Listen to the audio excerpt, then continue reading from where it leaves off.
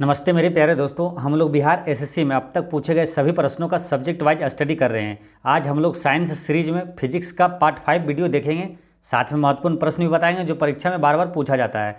जो पीछे का वीडियो नहीं देखे हैं वो प्लेलिस्ट में जाकर जरूर देखें। तो चलिए शुरू करते हैं। पहला क्वेश्चन है कि एक बी और डब्ल्यू टीवी रिसीवर के लिए विशिष्ट EHT वोल्टेज है, तो इसका करेक्ट आंसर है 18 kV, है ना। एक बार फिर समझिए, एक बी और WTV रिसीवर के लिए विशिष्ट EHT वोल्टेज है, तो कितना होता है इसका 18 kV। नेक्स्ट क्वेश्चन है कि तस्वीर प्रतिक्रिया को सिंक्रोनाइज रखने के लिए प्रसारण और उसके जनन में अभिमुखता अनुपात का मान होता है, तो ये अनुपात होता है 4:03, है ना। तस्वीर प्रतिक्रिया को सिंक्रोनाइज रखने के लिए प्रसारण और उसके जनन में जो अभिमुखता अनुपात होता है 4:03 होता है। नेक्स्ट है कि एक मल्टीमीटर के द्वारा एक अच्छी गुणवत्ता के SCR के एनोड और कैथोड के बीच मापा गया प्रतिरोध होना चाहिए,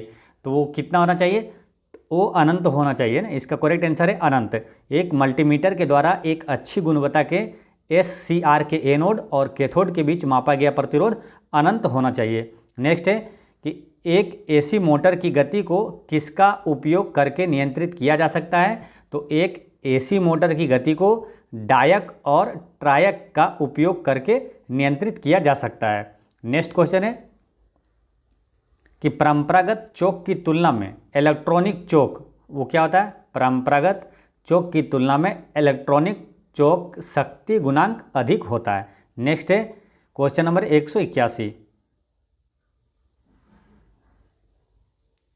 निम्नलिखित में से कौन सी IC में नोट गेट होता है, तो IC में नोट गेट होता है 7404, याद रखना 7404। नेक्स्ट है कि कौन सा गेट उसके सभी इनपुट उच्च होने पर उच्च आउटपुट देता है, तो एंड गेट जो है ये इसके सभी इनपुट उच्च होने पर ये उच्च आउटपुट देता है। नेक्स्ट क्वेश्चन है कि डिटेक्टर पद यानी कि डिटेक्टर स्टेज का इनपुट है, तो क्या होगा, डिटेक्टर पद जो है वो होता है कि IF, है ना। डिटेक्टर पद का इनपुट क्या होता है, IF होता है। डिटेक्टर का मतलब होता है कि किसी चीज़ का पता लगा लेना।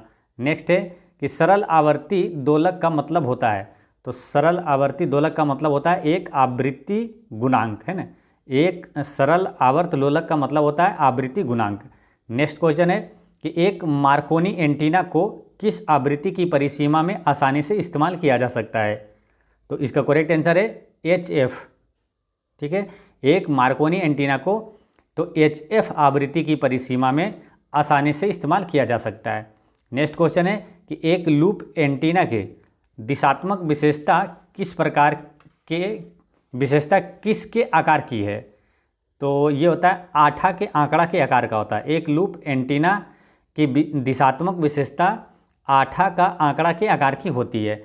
नेक्स्ट है कि दूरबीन एंटीना का उपयोग किसके साथ किया जा सकता है, तो ये दूरबीन एंटीना का प्रयोग किया जाता है कहाँ, तो इसका करेक्ट आंसर है ये किया जाता है मोबाइल संग्राही, मोबाइल प्रेषित और बाकी टाकी, ये सभी में किया जाता है।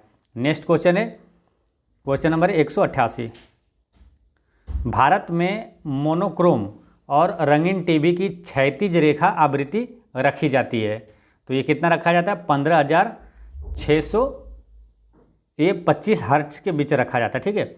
भारत में मोनोक्रोम और रंगीन टीवी की क्षैतिज रेखा कितनी आवृत्ति, 15,625 हर्ट्ज रखा जाता है, ठीक है। और आवृत्ति का ऐसा ही मात्रक क्या होता है, तो हर्ट्ज होता है।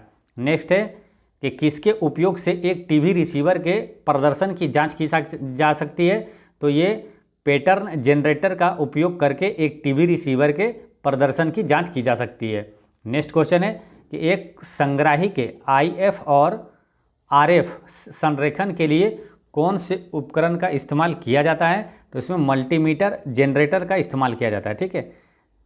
फिर से समझिए एक बार कि एक संग्राही के IF और RF संरेखण के लिए कौन से उपकरण का इस्तेमाल किया जाता है, मल्टीमीटर जनरेटर का उपयोग किया जाता है। नेक्स्ट क्वेश्चन है कि एक AF दोलक का इस्तेमाल किया जाता है, तो AF दोलक का इस्तेमाल किया जाता है श्रव्य आवृत्ति को उत्पन्न करने में। नेक्स्ट क्वेश्चन है कि BCP और BCR में प्रयुक्त टेप की क्षति को रोकने के लिए निम्नलिखित में से कौन सा कार्यकलाप 5 मिनट में अधिक समय तक जारी नहीं रखा जाना चाहिए? तो इसका करेक्ट आंसर है पॉज। पॉज को क्या है कि BCB या तो BCR में प्रयुक्त टेप की क्षति को रोकने के लिए पॉज का कार्यकलाप 5 मिनट में अधिक समय तक जारी नहीं रखा जाना चाहिए। नेक्स्ट है कि BCP और VCR में प्रयुक्त वीडियो टेप की मोटाई लगभग रखी जानी चाहिए। तो इसका मोटाई कितना रखी जानी चाहिए? एक बार क्वेश्चन फिर से समझ लीजिए कि BCP और BCR में प्रयुक्त वीडियो टेप की मोटाई लगभग रखी जानी चाहिए 20 माइक्रोन के बराबर रखी जानी चाहिए। इसका करेक्ट आंसर है ऑप्शन नंबर 3। नेक्स्ट है कि ऑडियो और वीडियो संकेतों के ब्लैक और रिकॉर्डिंग के लिए डिजाइन किया गया उपकरण कहलाता है। तो इसका करेक्ट आंसर है ये VCR कहलाता है। ठीक है, एक ऑडियो वीडियो संकेतक के प्लेबैक और रिकॉर्डिंग के लिए डिजाइन किया गया उपकरण ये VCR कहलाता है। नेक्स्ट क्वेश्चन है रडार प्रणाली किस आवृत्ति की परिसीमा में संचालित की जाती है? तो इसका करेक्ट आंसर है कि UHF और माइक्रोवेव यानी कि सूक्ष्म तरंग में प्रयोग किया जाता है ना। रडार प्रणाली किस आवृत्ति की परिसीमा में? तो UHF और माइक्रोवेव की परिसीमा में संचालित किया जाता है। अच्छा, रडार क्या मालूम? जो समुद्र के अंदर वस्तुओं को पता लगाने के लिए किसका प्रयोग किया जाता है? तो रडार का प्रयोग किया जाता है। और यानी कि पृथ्वी से ऊपर यानी कि वायुयान की दिशा या गति पर जानने के लिए वो समुद्र के नीचे जो है उसका सोनार का प्रयोग किया जाता है। समुद्र के नीचे जो वस्तु है उसके नीचे वस्तु है उसको पता लगाने के लिए सोनार का प्रयोग किया जाता है। ठीक है, समुद्र सोनार, और ऊपर जो है यानी कि वायुयान की गति और दिशा जानने के लिए इसका रडार का प्रयोग किया जाता है। नेक्स्ट क्वेश्चन है कि MTI यानी कि मूविंग टारगेट इंडिकेटर रडार किस पर आधारित है? तो MTI यानी कि मूविंग टारगेट इंडिकेटर ये आधारित है डॉपलर प्रभाव के पर आधारित है। नेक्स्ट है कि CCTV कैमरे, जो CCTV कैमरा होता है प्रणाली का उपयोग किया जा रहा है कहाँ? महाविद्यालयों में, विभागीय भंडार और बैंकों में, बड़े धार्मिक स्थानों और मेलों में। तो उपर्युक्त सभी हर जगह CCTV कैमरे का प्रयोग किया जाता है। नेक्स्ट क्वेश्चन है कि पृथ्वी तल से ऊपर या नीचे जाने पर गुरुत्वीय त्वरण का मान क्या होता है? तो पृथ्वी के केंद्र से दूर जाने पर घटता है, उसका गुरुत्वीय मान क्या होता है? घटता है। नेक्स्ट क्वेश्चन है 199,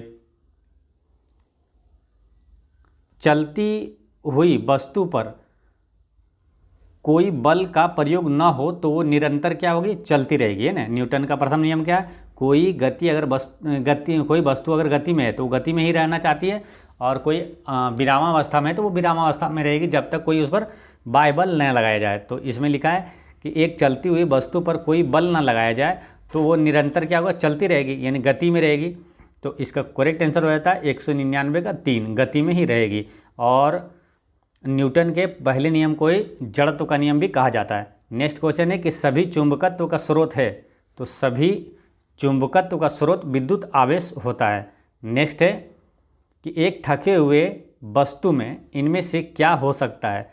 तो एक थके हुए वस्तु में ऊर्जा हो सकता है। नेक्स्ट क्वेश्चन है कि प्रकाश का वेग सबसे पहले किसने मापा था? तो रोमर ने मापा था। प्रकाश कौन सी तरंग है? तो प्रकाश प्रस्थ यानी अनुप्रस्थ तरंग है, और ध्वनि होता है अनुदैर्घ्य तरंग होता है। नेक्स्ट है कि इनमें से कौन सा स्वाभाविक रूप से मिलने वाला बहुलक है? तो स्वाभाविक रूप से मिलने वाला बहुलक है वो अस्टॉर्च है। नेक्स्ट क्वेश्चन है कि डैश प्राथमिक रंग नहीं है। प्राथमिक रंग में बताए थे आपको नेहाल यानी कि नीला, हरा, लाल। तो प्राथमिक रंग है नीला, हरा और लाल, ये प्राथमिक रंग है। तो प्राथमिक रंग कौन नहीं है? तो पीला जो है ये प्राथमिक रंग नहीं है। नेक्स्ट क्वेश्चन है कि पानी के नीचे एक पनडुब्बी से पानी का सतह पर वस्तुओं को देखने के लिए किस साधन का प्रयोग किया जाता है? तो ये पेरिस्कोप का प्रयोग किया जाता है। देखिए, पानी के नीचे एक पनडुब्बी से पानी के अंदर से देखना है, ठीक है। पानी की सतह पर वस्तुओं को पता लगाने के लिए किसका, पेरिस्कोप का प्रयोग किया जाता है। लेकिन समुद्र के अंदर कोई वस्तु को पता लगाने के लिए सोनार का प्रयोग किया जाता है। और जो मतलब कि वायुयान जो होता है, वायुयान या तो उसकी गति या तो उसकी जानकारी, कोई भी जानकारी के लिए उसमें रडार का प्रयोग किया जाता है। ठीक है, तो ये ध्यान रखना है। और दोस्तों आज की वीडियो यहीं होता है समाप्त। टाइम नहीं मिल पाने के कारण कुछ कम क्वेश्चन बताए हैं, कल से ठीक से चलेगा। ठीक है क्लास, और कल साइंस सीरीज में फिजिक्स समाप्त कर देंगे और फिर स्टार्ट करेंगे केमिस्ट्री। ठीक है, तो ये ध्यान रखना है। और पिछले वीडियो मैंने आपसे क्वेश्चन पूछा था कि आईसीसी पुरुष क्रिकेट विश्व कप जो 2023 में हुआ था, तो ऑस्ट्रेलिया जीता था, वो कितने विकेट से जीता था? तो 6 विकेट से जीता था। और कई स्टूडेंट हैं ना इसका सही आंसर दिए थे। और आज का क्वेश्चन है कि पंजाब की स्थापना कब हुआ? तो इसका आंसर आप कमेंट में दीजिएगा। और एक चीज़ हमेशा याद रखना है कि आपकी मुस्कान एक अनमोल खजाना है, इसे छोटी छोटी बातों में खोने ना दें। पढ़ते रहें, मुस्कुराते रहें। जय हिंद दोस्तों।